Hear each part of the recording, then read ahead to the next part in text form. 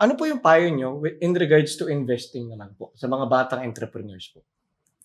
Investing, whatever comes to the mind of the young people is money.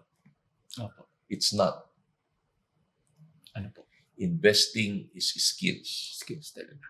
If you're spending so much time, maski wala kang kinikita dito, that is because you believed that this has a future. Yes po. Yun actually. And you are investing in that. Yes po. Okay? I remember 16 years ago, I bought a software company. Not to earn, but because I believe it will be the future. That was 16 years ago. Yes.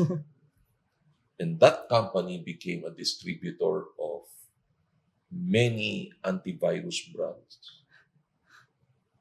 And of course, yung income is a bonus. Bonus later na on. lang.